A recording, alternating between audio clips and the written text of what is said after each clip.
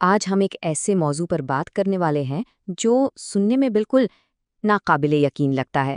ایک ایسا آئیڈیا جو حقیقت کے بارے میں ہماری پوری سمجھ کو ہلا کر رکھ سکتا ہے۔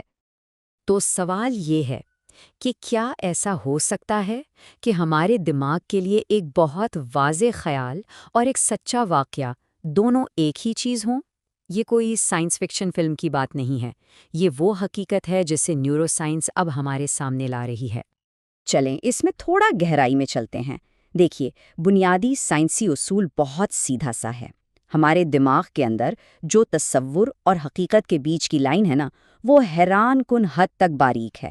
یہ دو الگ الگ دنیایں نہیں ہیں، بلکہ یوں سمجھیں کہ ایک ہی راستے کے دو کنارے ہیں۔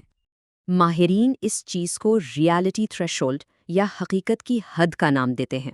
اب یہ کوئی بٹن نہیں ہے کہ آن یا آف ہو جائے، یہ ایک اسکیل کی طرح ہے، اور جب ہمارا تصور بہت زیادہ جاندار، بہت واضح ہو جاتا ہے تو وہ اس حد کو پار کر جاتا ہے اور بس ہمارا دماغ اسے سچ ماننا شروع کر دیتا ہے۔ اور اس بات کو ایک تحقیق نے بہت زبردست طریقے سے ثابت کیا ہے۔ یونیورسٹی کالج لنڈن کی ایک اسٹڈی سے یہ پتہ چلا کہ دماغ کے لیے یہ فرق قسم کا نہیں بلکہ شدت کا ہے۔ مطلب یہ کہ کوئی خیال جتنا زیادہ طاقتور ہوگا، دماغ کے لیے وہ اتنا ہی اصلی ہوگا۔ سارا کھیل اس کی شدت کا ہے۔ تو پھر دماغ کی اس گڑبڑ کے اصل زندگی میں کیا نتائج نکلتے ہیں؟ چلیں دیکھتے ہیں کہ اس کا ہم پر اثر کیسے ہوتا ہے، کیونکہ یہ صرف کوئی تھیوری نہیں ہے، اس کے باقاعدہ ناپے جانے والے جسمانی اثرات ہوتے ہیں۔ دیکھیں، ہمارا دماغ ایک بہت ہی طاقتور سیمولیٹر ہے۔ صرف یہ سوچنے سے کہ کوئی پریشانی والی صورتحال ہے، جسم میں کورٹیسول جیسے اسٹریس ہارمونز پیدا ہونے لگتے ہیں، اور دوسری طرف اگر کسی اچھے کام کا تصور کیا جائے تو آکسیٹوسن بنتا ہے۔ یہاں تک کہ کھانے کا سوچنے سے بھوک کم ہو سکتی ہے، اور یہ تصور کرنے سے کہ ہمارا مدافعتی نظام مضبوط ہو رہا ہے، ہمارے ٹی سیلز کی تعداد بھی بڑھ سکتی ہے۔ یہ سب کچھ صرف سوچ کی طاقت سے۔ اس کی سب سے اچھی مثال ہے پلیسیبو ایفیکٹ۔ جب کوئی یہ یقین کر لیتا ہے کہ وہ اصلی دوا کھا رہا ہے، بھلے ہی وہ صرف ایک میٹھی گولی ہو، تو دماغ ایک اصلی نتیجے کی امید لگا لیتا ہے، اور پھر اس امید کو پورا کرنے کے لیے دماغ خود ہی اینڈورفنز جیسے قدرتی پین کلرز بناتا ہے، اور اس انسان کو سچ میں آرام آ جاتا ہے۔ یہ ہے یقین کی طاقت۔ تو اصل بات یہ ہے، جیسا کہ ڈاکٹر ڈیوڈ ہیملٹن کہتے ہیں، کہ دماغ کے لیے آپ سچ میں کوئی کام کر رہے ہیں یا صرف اس کام کو کرنے کا تصور کر رہے ہیں، اس میں کوئی خاص فرق نہیں ہے۔ یہ بہت بڑا دعویٰ ہے، بالکل، لیکن اس کو ثابت کرنے کے لیے بڑے زبردست ثبوت بھی ہیں۔ اس کی سب سے مشہور مثال ہے ہارورڈ کی پیانو اسٹڈی۔ ایک گروپ کو روزانہ 2 گھنٹے اصلی پیانو بجانے کو کہا گیا، دوسرے گروپ کو کہا گیا کہ وہ صرف خاموش بیٹھ کر پیانو بجانے کا تصور کریں، اور نتیجہ حیران کر دینے والا تھا۔ دونوں گروپس کے دماغ کے اس حصے میں جو انگلیوں کے مسلز کو کنٹرول کرتا ہے، تقریباً ایک جیسی گروتھ ہوئی۔ مطلب دماغ نے ذہنی پریکٹس کو بالکل اصلی پریکٹس کی طرح ہی لیا۔ لیکن یہاں ایک بڑا سوال کھڑا ہوتا ہے، اگر تصور اتنا ہی طاقتور ہے تو پھر ہم ہر وقت حقیقت اور خیال کی دنیا میں بھٹکتے کیوں نہیں رہتے؟ آخر ہمارا دماغ حقیقت کو پکڑے کیسے رکھتا ہے؟ یہ ایک بہت عام کنفیوژن ہے۔ کوئی بھی انسان دن میں دیکھے گئے خواب اور ایک اصلی کار ایکسیڈنٹ میں فرق کیسے کرتا ہے؟ ظاہر ہے، دماغ کے اندر کوئی نہ کوئی سسٹم تو ہوگا جو ہمیں حقیقت سے جوڑے رکھتا ہے۔ اور بالکل ایسا سسٹم موجود ہے، اسے کہتے ہیں ریالٹی ٹیسٹنگ یا حقیقت کی جانچ کا نظام۔ یہ ایک طرح کا ذہنی فلٹر ہے جو زیادہ تر وقت ہمارے اندرونی خیالات، ہمارے خوابوں اور تصورات کو باہر کی اصلی دنیا سے الگ رکھتا ہے۔ لیکن سوال یہ ہے کہ جب یہ سسٹم کمزور پڑ جائے یا فیل ہو جائے تب کیا ہوتا ہے؟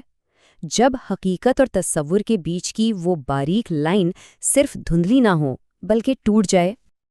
یہ وہ مقام ہے جہاں ہم جھوٹی یادوں یعنی فالس میموریز کی دنیا میں آ جاتے ہیں۔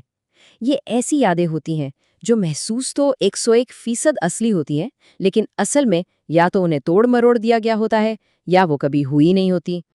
ایک سائیکالوجسٹ ہیں الزبتھ لافٹس، جنہوں نے اس فیلڈ میں بہت بڑا کام کیا ہے۔ ان کی ریسرچ یہ دکھاتی ہے کہ ہماری یادداشت کوئی ویڈیو کیمرہ نہیں ہے جو سب کچھ پرفیکٹ ریکارڈ کر لے، بلکہ یہ ایک کہانی کی طرح ہے جسے ہم ہر بار یاد کرتے ہوئے دوبارہ لکھتے ہیں۔ اور اس کہانی کو بدلا بھی جا سکتا ہے۔ اور آپ حیران ہوں گے کہ ایسا کرنا کتنا آسان ہے۔ صرف کچھ خاص قسم کے سوال پوچھ کر، بار بار ایک جھوٹی کہانی سنا کر، یا کسی پر یاد کرنے کے لیے سوشل پریشر ڈال کر اس کی دماغ میں جھوٹی یادیں بنائی جا سکتی ہیں۔ ہمارا دماغ واقعی بہت لچکدار ہے۔ تو ابھی تک ہم نے یہ دیکھا کہ دماغ کی یہ خصوصیت کیسے مسئلہ بن سکتی ہے، لیکن کیا ہم اسے اپنے فائدے کے لیے بھی استعمال کر سکتے ہیں؟ جواب ہے بالکل۔ چلیں دیکھتے ہیں کہ اس تصور کی طاقت کو جان بوجھ کر ایک ٹول کے طور پر کیسے استعمال کیا جائے۔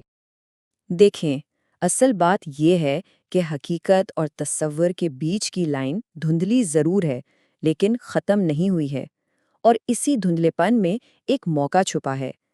ہم جان بوجھ کر اپنے ذہن میں ایسے تجربات بنا سکتے ہیں جو اتنے واضح اور جذبات سے بھرپور ہوں کہ ہمارا دماغ انہیں سچ ماننے پر مجبور ہو جائے۔ اسی کو ویژولائزیشن کہتے ہیں، اور اس کے فائدے حیران کن ہیں۔ ایتھلیٹس اپنی پرفارمنس بہتر بنانے کے لیے اسے استعمال کرتے ہیں۔ ڈاکٹرز فالج کے مریضوں کو ٹھیک ہونے میں مدد دینے کے لیے اسے استعمال کرتے ہیں، یہاں تک کہ سٹریس اور انگزائٹی کم کرنے اور علاج کو زیادہ مؤثر بنانے میں بھی یہ کام آتی ہے۔ اور یہ صرف دماغی ورزش تک ہی محدود نہیں ہے۔ جو آج کل کی جدید ٹیکنالوجی ہے، جیسے کہ ورچوئل ریالٹی، وہ بھی تو اسی اصول پر بنی ہے۔ ایک ایسی ڈیجیٹل دنیا بنائی جاتی ہے جو اتنی اصلی لگے کہ دماغ اسے سچ مان لے۔ یہ تصور کی طاقت کا ایک بالکل نیا لیول ہے، اور شاید تصور کا سب سے طاقتور استعمال ہوتا ہے کہانیوں میں۔ ایک نیورو اکانومسٹ ہیں پال جے زاک۔ ان کے مطابق جو کہانیاں ذاتی اور جذباتی ہوتی ہیں نا، وہ ہمارے دماغ کو پوری طرح اپنی گرفت میں لے لیتی ہیں اور ہمیں کرداروں کی دنیا میں ٹرانسپورٹ کر دیتی ہیں۔ اور جب ایسا ہوتا ہے تو دماغ میں ایک کیمیکل ریاکشن ہوتا ہے۔ ہمارا دماغ آکسیٹوسن ریلیز کرتا ہے، وہی جسے لو ہارمون بھی کہتے ہیں۔ اسی کیمیکل کی وجہ سے ہم ہمدردی محسوس کرتے ہیں، مطلب ہم کہانی کے کرداروں کا دکھ اور خوشی خود محسوس کرنے لگتے ہیں، اور اسی سے انسانوں کے بیچ گہرے رشتے بنتے ہیں۔ کہانیاں سچ میں ہمارے دماغوں کو ایک دوسرے سے جوڑ دیتی ہیں۔ تو آخر میں بات اس ایک بڑے سوال پر آ کر رکتی ہے، اگر ہماری سوچ میں ہماری جسمانی اور جذباتی حقیقت کو بدلنے کی اتنی طاقت ہے، تو پھر سوچنے کی بات یہ ہے کہ ہم آگے کیا تصور کریں گے۔